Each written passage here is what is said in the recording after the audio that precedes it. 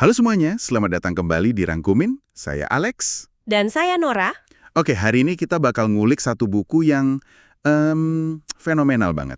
Pasti pada tahu, sebuah seni untuk bersikap bodoh amat dari Mark Manson. Judulnya aja udah provokatif banget ya kan? Banget. Dan kayaknya banyak yang salah tangkep deh. Dikira ini buku yang ngajarin kita jadi orang cuek, apatis sama semuanya. Nah, itu dia. Padahal bukan itu intinya. Makanya hari ini kita nggak cuma mau merangkum, tapi benar-benar ngebongkar logikanya. Kita mau cari tahu, bodoh amat itu sebenarnya untuk apa sih? Tepat. Karena di balik semua kata-kata kasarnya itu, buku ini sebenarnya adalah panduan buat menemukan hal-hal yang sangat penting dalam hidup. Saking pentingnya, kita rela menderita demi hal itu. Oke, mari kita mulai. Titik awalnya aja udah unik banget. Manson nggak mulai dengan cerita sukses motivator. Bukan, dia malah mulai dengan Charles Bukowski. Seorang penyair yang hidupnya bisa dibilang berantakan ya. Berantakan banget, pecandu alkohol, penjudi, tukang main perempuan, jauh dari panutan lah pokoknya. Tapi justru di situ kuncinya. Di nisan makamnya itu ada tulisan jangan berusaha. Awalnya bingung kan maksudnya apa coba? Iya, maksudnya jangan berusaha jadi orang sukses gitu. Pasrah aja. Nah, jangan berusaha di sini itu bukan berarti jadi pemalas. Ini lebih ke berhenti berusaha jadi sesuatu yang bukan diri kita. Oh, jadi soal keaslian diri. Betul, Bukowski itu sukses justru karena dia menerima dirinya apa adanya. Dia terima kalau dia itu, ya, seorang pecundang. Dan dia jujur soal itu dalam tulisannya. Dia bodoh amat sama citra sukses yang ideal. Ah, oke. Ini nyambung banget sama masalah modern yang disebut Manson, lingkaran setan umpan balik. The feedback loop from hell. Ini relate banget sih. Misalnya kita cemas mau presentasi, terus kita jadi cemas karena kita cemas. Duh, kok gue cemas banget sih, harusnya kan tenang. Cemasnya jadi double. Tepat. Atau kita merasa bersalah karena kesalahan kecil. Terus kita merasa bersalah lagi karena udah merasa bersalah. Jadi kayak menghakimi emosi sendiri. Nah, disinilah Manson nawarin solusi pertamanya yang dia sebut hukum terbalik atau the backwards law. Oke, gimana tuh? Idenya gini, semakin kita mati-matian mengejar perasaan positif, kayak kebahagiaan, kita justru makin nggak puas. Sebaliknya, menerima pengalaman negatif itu sendiri justru adalah sebuah pengalaman positif. Tunggu, agak aneh kedengarannya. Menerima pengalaman negatif jadi pengalaman positif. Gimana logikanya? Gini deh, waktu kamu kejebak di lingkaran cemas tadi, apa yang terjadi kalau kamu berhenti melawannya? Nggak tahu juga sih. Coba kamu bilang ke diri sendiri, oke, gue lagi cemas sekarang. Ya udah, terus kenapa? Saat itu juga, tekanan untuk tidak boleh cemas itu hilang. Kamu menerima kenyataan. Nah, rasa lega karena kamu berhenti melawan perasaan negatif itu, itulah yang jadi pengalaman positifnya. Kamu nggak jadi korban emosimu lagi. Oh, oke, mulai kebayang. Jadi kuncinya bukan menghilangkan perasaan negatif, tapi berhenti panik pas perasaan itu muncul. Tapi ini bikin penasaran, kalau kita nggak boleh ngejar kebahagiaan, tujuan hidup kita apa dong? Nah, itu pertanyaan krusial.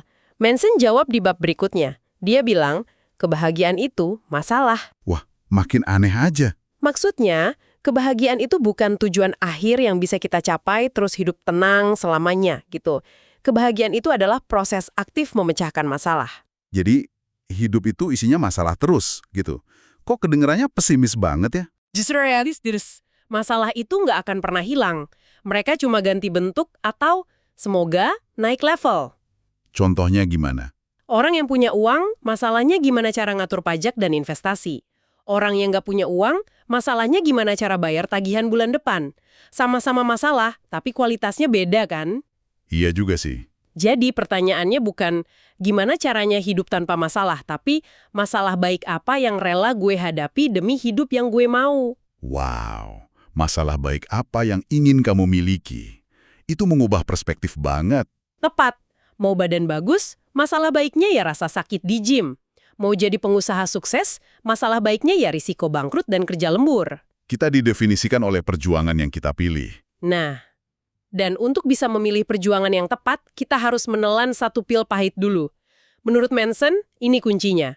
Anda tidak istimewa. Wah, ini nusuk banget sih.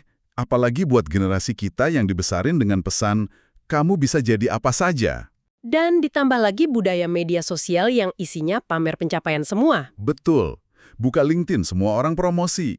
Buka Instagram, semua orang liburan ke tempat keren. Akhirnya, jadi orang biasa-biasa aja itu rasanya kayak sebuah kegagalan. Padahal secara statistik, ya sebagian besar dari kita emang rata-rata dalam banyak hal. Dan itu normal. Terus, apa untungnya menerima itu? Justru itu membebaskan. Kita nggak lagi punya beban buat jadi luar biasa di semua hal. Kita bisa fokus energi kita buat jadi luar biasa di satu atau dua hal yang beneran kita peduliin. Oke, jadi kita terima kita nggak istimewa, terus kita pilih masalah yang mau kita selesaikan. Tapi, gimana cara milihnya? Kompasnya apa? Disinilah kita masuk ke intinya. Nilai-nilai atau values. Yang analogi bawang itu ya? Di paling dalam itu ada nilai-nilai yang kita pegang. Nilai inilah yang jadi standar kita buat ngukur sukses dan gagal. Contohnya yang di buku itu kuat banget sih. Dave Mustaine dari Megadeth. Oh iya, dia kan secara objektif super sukses ya. Jutaan album terjual, tur keliling dunia. Tapi dia merasa gagal seumur hidupnya. Kenapa coba? Karena metrik dia, nilai yang dia pegang, itu harus lebih sukses dari Metallica, band yang dulu mecat dia. Dan itu dikontraskan sama Pete Best. Drummer pertama The Beatles, dipecat sebelum mereka terkenal. Bayangin sakitnya kayak apa. Pasti sakit banget. Tapi bertahun-tahun kemudian, dia bilang hidupnya bahagia. Kenapa? Karena dia mengubah nilainya. Bukan lagi jadi rockstar terkenal, tapi punya keluarga harmonis. Dua nasib mirip, tapi hasilnya beda total. Cuma karena nilai yang mereka pilih. Tapi bedain nilai baik dan buruk kan susah ya. Kedengerannya abstrak. Manson ngasih kerangka yang bagus. Nilai yang buruk itu biasanya bergantung sama faktor eksternal. Contohnya? Kayak popularitas, atau pengen disukai semua orang. Itu kan nggak bisa kita kontrol sepenuhnya. Oke. Terus apa lagi? Biasanya nggak berdasarkan realitas. Misalnya nilainya adalah selalu merasa positif. Itu kan nggak mungkin. Masuk akal. Sementara nilai yang baik, Kebalikannya, dia internal bisa kita kontrol. Kayak kejujuran, disiplin, kerendahan hati. oh jadi sesuatu yang bisa kita praktekkan sekarang juga tanpa perlu validasi orang lain? Tepat, disitulah kekuatannya. Ini mirip banget sama filosofi Stoik kuno soal fokus pada apa yang bisa kita kendalikan. Ini nyambung ke ide besar lainnya. Anda selalu memilih. Tapi kan ada banyak hal di hidup ini yang jelas bukan pilihan kita. Nah, di sini ada perbedaan krusial antara kesalahan atau fault dan tanggung jawab atau responsibility. Gimana tuh bedanya? Mungkin sebuah tragedi menimpa kamu, dan itu 100% bukan kesalahan kamu. Tapi Tapi cara kita meresponsnya hari ini, adalah 100% tanggung jawab kamu. misalnya, kamu ditipu partner bisnis. Itu kesalahan si penipu, bukan salah kamu. Oke? Tapi apakah kamu akan terus meratapi nasib? Atau kamu bangkit, belajar, dan membangun kembali? Pilihan respons itu tanggung jawab kamu sepenuhnya. Jadi kesalahan ada di masa lalu, tanggung jawab ada di masa kini. Dengan ambil tanggung jawab, kita merebut kembali kendali atas hidup kita. Persis. Oke, mindsetnya udah dapet nih. Pilih nilai yang baik, ambil tanggung jawab. Terus, gimana kita bertumbuh dari situ? Pasti ada takut gagal, takut salah langkah. Jawabannya ada di bab kegagalan adalah jalan maju. Kita sering banget takut gagal, padahal kesuksesan itu dibangun dari tumpukan kegagalan. Seseorang lebih jago dari kita, mungkin karena dia udah gagal lebih sering dari kita. Benar. Ini yang kemudian melahirkan prinsip lakukan sesuatu atau do something principle. Ini favorit saya. Kita sering mikir, motivasi dulu, baru aksi. Nunggu mood datang, baru ngerjain sesuatu. Manson membaliknya. Aksi itu bukan cuma hasil dari motivasi, tapi juga penyebab motivasi. Gimana tuh? Kalau lagi buntu, jangan nunggu inspirasi, lakukan aja sesuatu, sekecil apapun.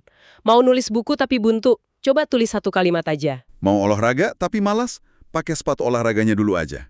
Nah, aksi kecil itu akan memicu inspirasi, yang kemudian memicu aksi berikutnya. Ini semacam cara buat ngehack otak kita sendiri. Selain berani gagal, ada lagi yang menarik. Pentingnya berkata tidak. Ini juga kontraintuitif. Kita mikir kebebasan itu artinya punya pilihan tak terbatas. Padahal justru sebaliknya. Kebebasan sejati itu datang dari komitmen. Dengan memilih satu hal dan berkata tidak pada semua alternatif lain, kita justru mendapatkan kedalaman. Jadi dengan berkomitmen pada satu pasangan, kita berkata tidak pada jutaan orang lain. Dan itu membebaskan kita dari kecemasan konstan dan FOMO, fear of missing out. Kita jadi bisa fokus. Oke, semua potongan ini akhirnya mengarah ke bab terakhir, yang judulnya agak bikin merinding ya. Dan kemudian Anda mati. Ini bukan buat nakut-nakutin kan? Sama sekali bukan. Justru ini alat klarifikasi paling ampuh. Kesadaran akan kematian kita sendiri itu filter terbaik buat misahin mana yang penting dan mana yang remeh. Kalau kita sadar waktu kita terbatas, kita nggak akan buang-buang energi lagi buat hal sepele. Tepat. Manson mengutip pemikiran Ernest Becker tentang proyek keabadian. Maksudnya apa itu? Proyek keabadian? Becker bilang, semua yang kita lakukan, membangun karir, punya anak, bikin karya, itu cara kita buat menciptakan sesuatu yang bisa hidup lebih lama dari tubuh kita. Kita mau meninggalkan warisan. Oke. Masalahnya, seringkali proyek kita ini didasari ego, mengejar status, kekayaan, popularitas. Tapi saat kita benar-benar menerima kefanaan kita, Nilai-nilai palsu itu rontok? gengsi, rasa malu, takut dihakimi orang, semuanya jadi nggak relevan di hadapan kematian. Kita jadi bebas memilih proyek yang lebih besar dari diri kita sendiri. Oke, jadi kalau kita tarik benang merahnya dari awal sampai akhir, apa artinya semua ini buat kita? Ayo kita coba rangkum. Boleh? Pertama, bodoh amat itu bukan berarti cuek sama sekali. Tapi ini seni untuk memilih apa yang pantas dipedulikan. Energi mental kita itu terbatas. Kedua, kebahagiaan itu bukan tujuan, tapi efek samping dari menyelesaikan masalah yang bermakna. Jadi, jangan lari dari masalah, tapi pilih perjuangan yang ingin kamu nikmati prosesnya. Ketiga, kita mungkin nggak bisa ngontrol apa yang terjadi, tapi kita selalu bisa ngontrol respons kita. Ambil tanggung jawab penuh, disitulah letak kekuatan kita. Dan yang terakhir, gunakan kesadaran akan kematian sebagai kompas utama. Itu bakal menyaring semua kebisingan dan nunjukin apa nilai-nilai sejati yang pantas diperjuangkan. Pada akhirnya, buku ini adalah panduan untuk menderita dengan lebih baik. Bukan untuk menghilangkan rasa sakit, itu mustahil. Tapi untuk mengubah rasa sakit jadi alat, jadi kekuatan. Tepat banget. Nah, sebagai penutup, kami mau meninggalkan satu pemikiran buat kalian renungkan. Buku ini mengajarkan kita didefinisikan oleh perjuangan yang kita pilih. Jika kamu harus memilih satu masalah baik yang akan mendefinisikan babak selanjutnya dalam hidupmu, sebuah perjuangan yang rela kamu jalani dengan sadar dan penuh makna, masalah apakah itu? Sebuah pertanyaan yang layak kita pikirkan dalam-dalam. Sekian untuk pembahasan kali ini. Terima kasih sudah mendengarkan Rangkumin. Saya Alex. Dan saya Nora. Sampai jumpa di pembahasan selanjutnya.